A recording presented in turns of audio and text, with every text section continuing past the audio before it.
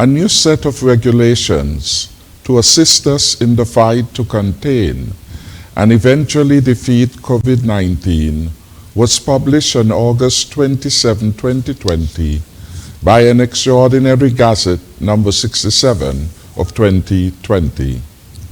These regulations became effective at 5 a.m. on Saturday last and will remain in place until midnight Saturday, September 26, 2020. The regulations focus on further opening up of our society, particularly our schools, and on the economic front, attention is paid to our hotel sector. These regulations outline the non-pharmaceutical measures to be utilized to protect us from the COVID-19 pandemic, and in the main, they set the minimum standards to be followed as we continue the careful opening up of the economy. These standards of hygiene, the wearing of masks outdoors, social and physical distancing are of course critical to our strategy of containment and the eventual elimination of the disease, mitigating the overwhelming of the health sector and of course the avoidance of deaths. I appeal to our people not to let our outstanding success so far in containing COVID-19 lull us in a false sense of security. I urge our young people in particular to do the right thing. None is too strong and vibrant to die. Risky behavior in the face of COVID-19 is dangerous and can cause deaths. So please exercise discipline through compliance with the regulations. I appeal to operators of buses, bars, and entertainment centers in particular to comply with the regulations. Be reminded that beach parties and picnics are not allowed for the time being, and weddings and funerals should be for a short duration with social and physical distance being observed. As we contemplate and prepare for the eventual full opening up of the hotel sector, Regulation 18 and Schedule 3 Part 1 in particular gives a detailed guidance by way of minimum standards to be put in place by our hoteliers. All hotel employees should make themselves familiar with the new rules. I urge hotel operators to begin the preparations for an October opening, making the necessary physical and other adjustments in advance, and to test their systems and their ability to respond appropriately. I turn now to our Independence events, and you recall last week that was one of the focus of my opening statement. Our independence celebrations this year are taking place at the peak of the hurricane season and at a time when COVID-19 continues its rampage around the world. Globally, there are 25,327,098 cases, with 848,255 deaths recorded, and 208,215 newly diagnosed cases within the last 24 hours. The short point, far from being gone, COVID-19 is still with us, and it is doing great harm to our bodies, our economies, and societies. St. Kitts and Nevis's infection rate and mortality rates are among the lowest in the world.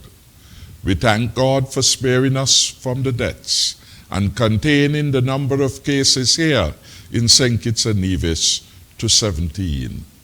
It is the lowest number of all independent member states in the OASIS, the Caribbean, and the wider Americas.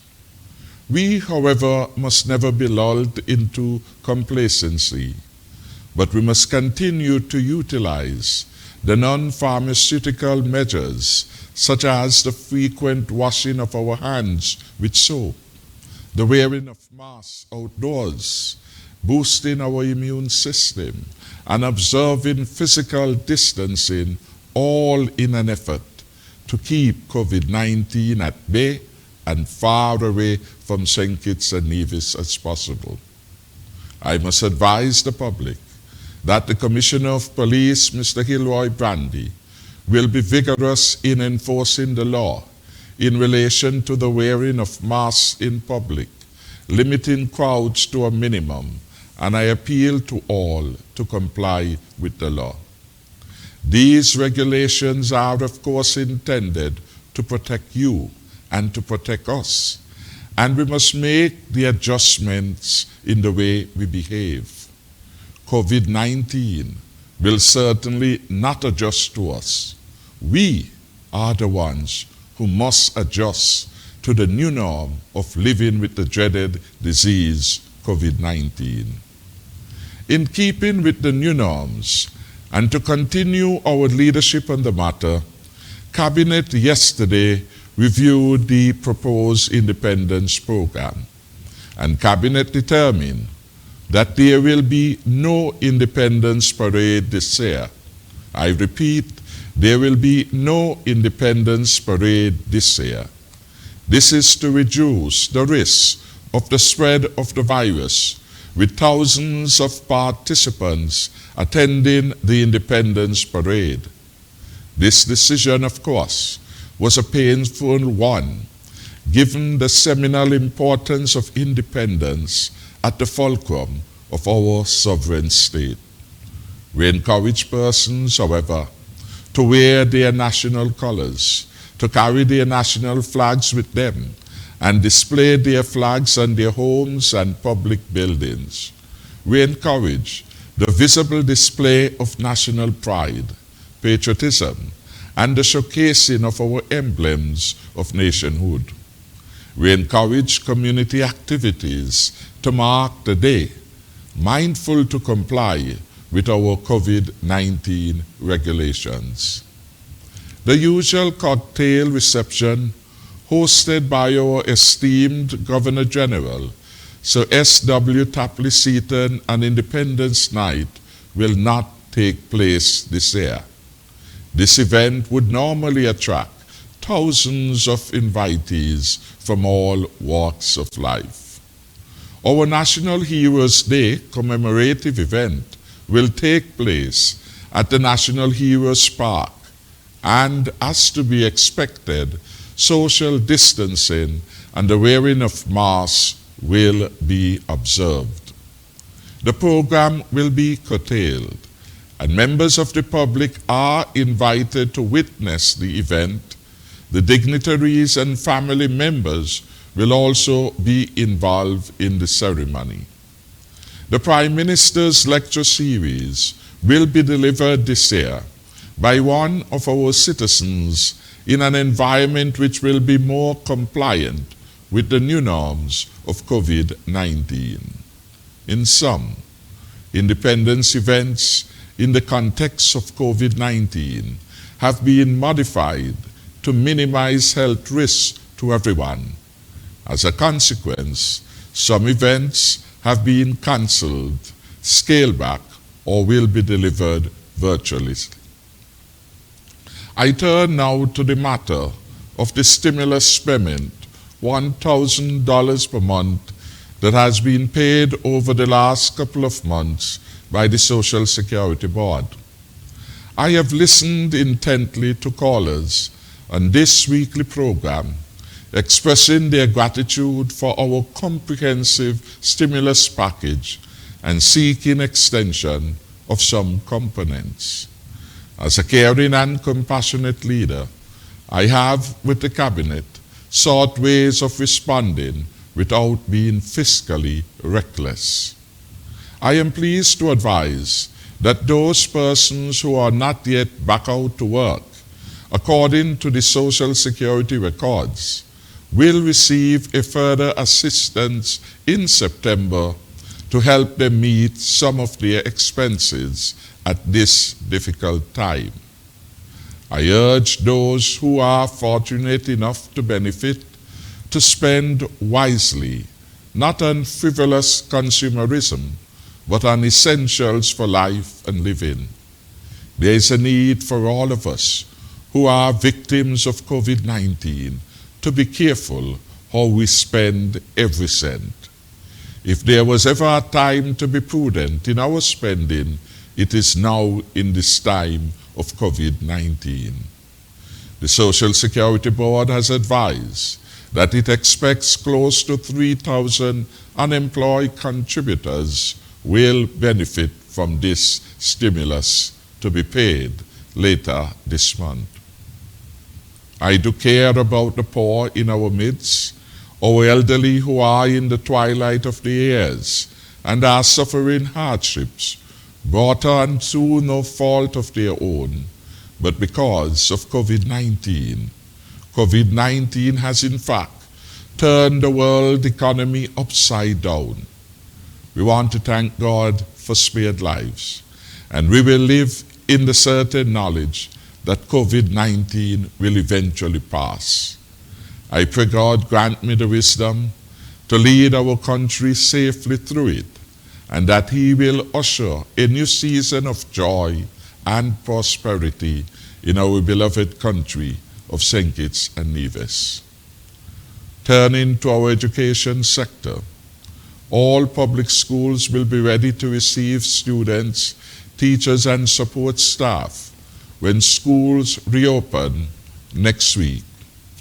I am advised that private educational institutions are also expected to work with the COVID-19 task force to confirm their readiness for the reopening. Schedule 2 of the new SRNO number 39 of 2020 spells out the minimum standard to purvey a quality education in a safe environment, and these, of course, should be faithfully followed. I am joined tonight by my new Minister of Education, the Honorable John L. Powell. I have every confidence in his ability to lead the education ministry at this time of challenge and opportunity. We shall work in unity to deliver not for ourselves, but for the beloved people of St. Kitts and Nevis, who when faced with a choice, judiciously and wisely chose Team Unity. As Prime Minister, I pledge to do all in my power to improve the living standard of all our people. Let us put aside the divisiveness and strife, and the pettiness and egomania for unity in service to nation building. Our country is calling on us to help our people and country achieve what no other generation before us has. I know that we could answer positively to this call. Let us work together, one people, one country, one destiny. I thank you. Thank you very much, Honorable Prime Minister. I now invite the Honorable John L. Powell to make